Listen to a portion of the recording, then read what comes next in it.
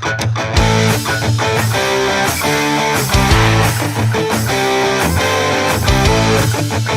friends, welcome to AKD Talk Show. Let's welcome our today's guest. She is very special.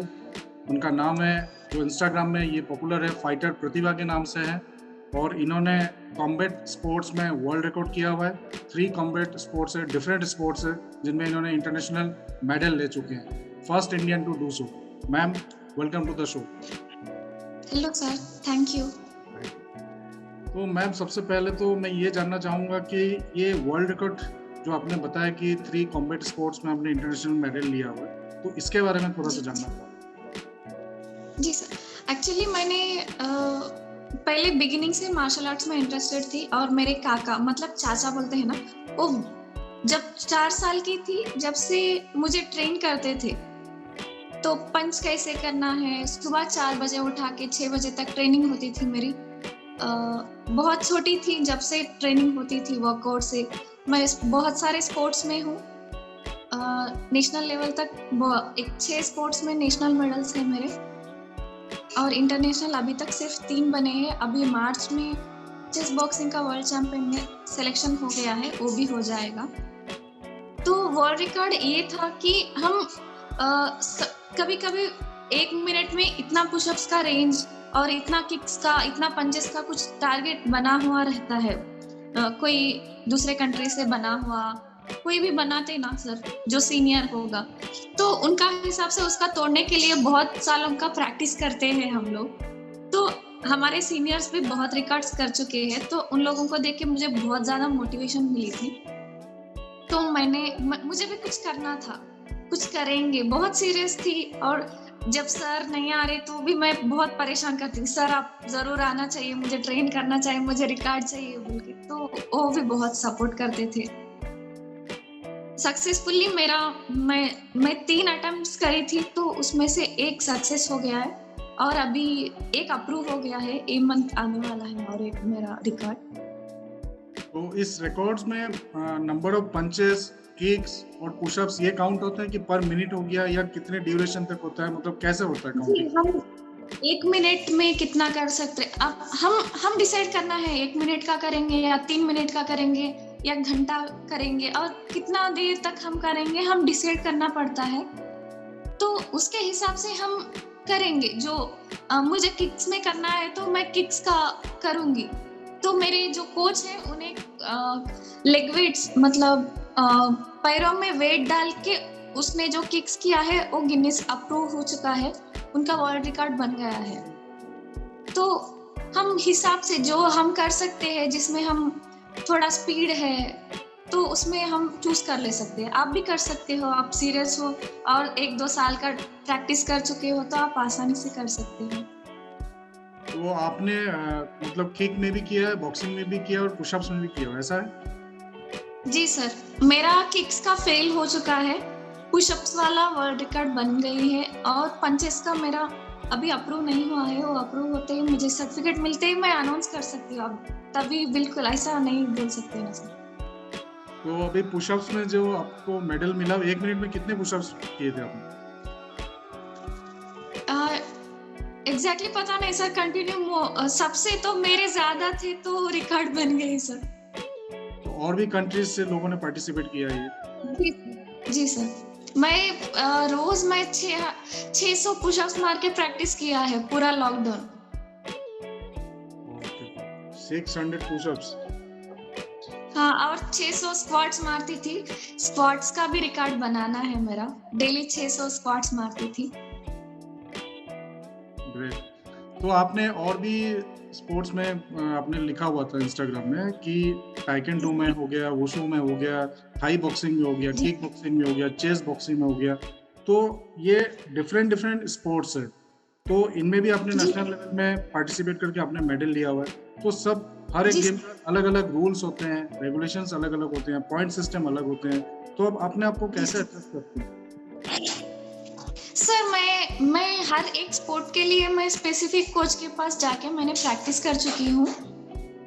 जो हर एक coach जो game का पूरा clear details बोलते हैं, मैं दिमाग में रख लेती हूँ। मतलब जो गेम में जा रही हूँ वो गेम के हिसाब से ही खेलूंगी, मतलब दूसरा गेम का मारूंगी, बॉक्सिंग है उसमें किक मारूंगी तो मुझे डिस्क्वालीफाई कर देते हैं, तो उसका हिसाब से मैं पहले प्रिपेयर करूंगी, जो गेम को जा रही हूँ अभी नेक्स्ट जो टूर्नामेंट है सिर्फ उसी का प्रैक्टिस करूंगी। मैं डेली हर गेम का प्रैक्टिस करने जाती हूँ, दिन में 10 से 12 घंटे मेरा प्रैक्टिस होता है आसानी से, पर जब टूर्नामेंट आ गई ये गेम की है तो वही गेम प्रैक्टिस करती हूँ 1 महीना 2 महीने, दूसरा गेम को नहीं जाती।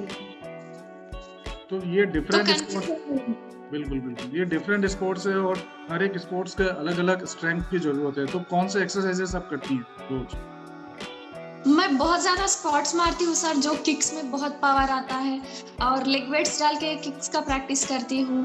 पंचेस भी वेट्स के साथ मारती हूँ, मतलब 1 किलो 2 किलो 4 किलो लेके मैं पंचेस करती हूँ, उससे पंच का बहुत स्पीड बढ़ता है, पावर भी आती है।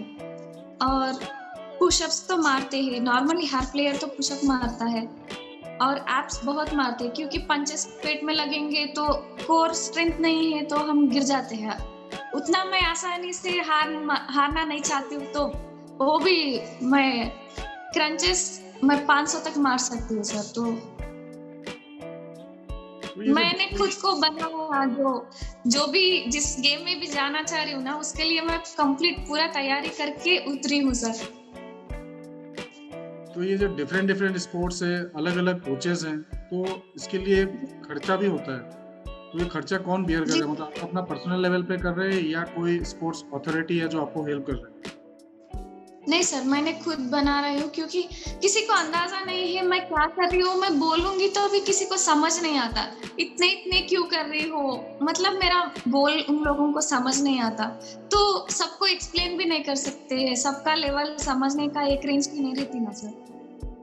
तो जितने भी मुझे हेल्प करना चाहे थे उन लोगों को मेरा समझ नहीं आया, इतने ज्यादा क्यों कर रही हो, एक में जाओ बोलते, तो मैंने इतना सारा करके एक पूरा मेहनत वेस्ट नहीं करना चाहती हूँ सर। मेरे को पता है जो करना है एग्जैक्टली मैं कर रही हूँ, सब कुछ प्रॉपर वे में अकॉर्डिंग टू शेड्यूल में सब कुछ प्लानली है, पर बहुत कम लोगों को समझ में आता। जब टूर्नामेंट आती है तो मेरे थोड़े सीनियर्स मुझे हेल्प करे थे, स्पॉन्सरशिप किए थे, मतलब जब टूर्नामेंट आती है तो थोड़ा न्यूट्रिशन भी चेंज हो जाता है, ऐसा प्रोटीन थोड़ा ज्यादा लेना पड़ता है, तो ज्यादा अफोर्ड नहीं करती हूँ तो वो मुझे स्पॉन्सर करे थे। मैं ट्रेन करती हूँ छोटे बच्चों को और अनाथ आश्रम के लड़कियों को मैं ट्रेन करती हूँ, तो एनजीओ से मुझे थोड़ा बहुत सपोर्ट मिलती है सर।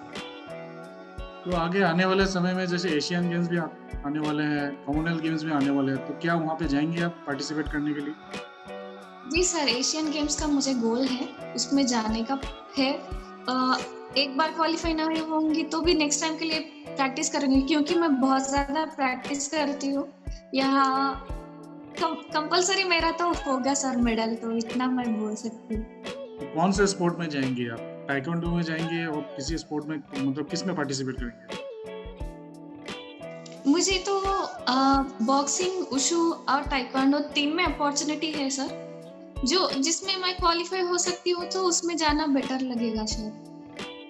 क्योंकि अभी मेरे ख्याल से अगस्त या सितंबर में कॉमनवेल्थ गेम्स भी आने वाले हैं, तो उसमें भी आप पार्टिसिपेट के लिए इच्छुक है? उसके लिए ट्रायल होती है सर, ट्रायल में क्वालिफाई होंगे तो ही लेके जाते हैं, और हमारे पास उतना ट्रेनिंग भी नहीं मिलती सर, जो अमेजिंग ऐसा कुछ प्लेयर को बनाए जितना नहीं बनती। मैंने खुद के दम से बना है, सबको यही ट्रेनिंग मिलती है, पर मैंने वही ट्रेनिंग अब क्लास होने के बाद और 1-2 घंटे मैं खुद प्रैक्टिस कर लेती हूँ, जो भी सिखा रहे ना सर, तो मैंने ऐसा बना है। मुझे कोई अच्छा प्रॉपर कोच मिल गया तो मैं बहुत दूर जा सकती हूँ, मुझे इतना भरोसा है।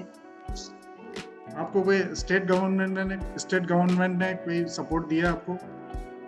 नहीं, कभी नहीं मिला, मतलब उन लोगों को पब्लिसिटी होना जरूरी है, हमारे पास उतना ज्यादा पब्लिसिटी नहीं है। जैसा उड़ीसा, हरियाणा में जो सपोर्ट मिलती है ना, वैसा हमारे स्टेट में ज्यादा नहीं है।